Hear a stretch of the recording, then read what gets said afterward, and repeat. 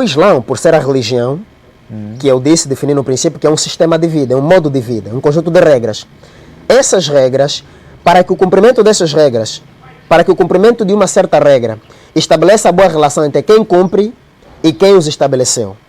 Logo, o Islã são regras que foram estabelecidas por Deus desde o princípio da humanidade. O Islã ele existe antes do ser humano existir, porque o Islã faz referência a todas as regras estabelecidas por Deus para reger a humanidade. Okay. E a humanidade não fazem parte da humanidade somente os seres humanos. Então o Islã existe antes do ser humano, que são as regras que Deus estabeleceu para reger a própria humanidade. Essas regras que Deus estabeleceu para reger a humanidade, elas foram sendo reveladas de forma gradual. O que significa dizer que Adão foi o primeiro ser, neste caso vamos considerá-lo como o primeiro profeta, que recebeu de Deus as primeiras instruções islâmicas para se reger. Quando eu digo instruções islâmicas, refiro-me a instruções para que ele se submeta a elas, já que Islã é submissão voluntária a Deus. Logo, as regras que Deus deu a Adão serviram para que Adão se submetesse a elas. Essas regras são as primeiras instruções islâmicas.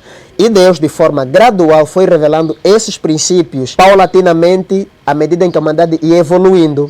Jesus foi um profeta e era muçulmano, porque ele submetia-se a Deus e ele trouxe de Deus instruções islâmicas para reger a humanidade. Quando eu digo trouxe de Deus instruções islâmicas, eu quero dizer assim, trouxe de Deus instruções de submissão, porque Islã significa submissão. É como se eu quiser utilizar um único termo que significa submissão voluntária à ordem e à vontade de Deus, eu digo Islã.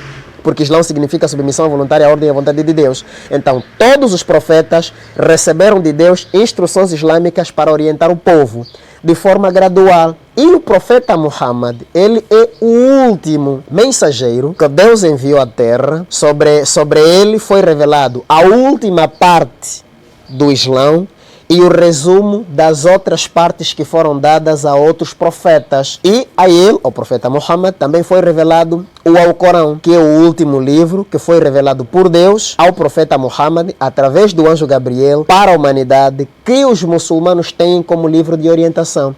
É como se, entre aspas, fosse, digamos, a Bíblia do muçulmano. Não é que de facto seja, mas é uma forma só para dar a percepção Sim. de quem nos ouve.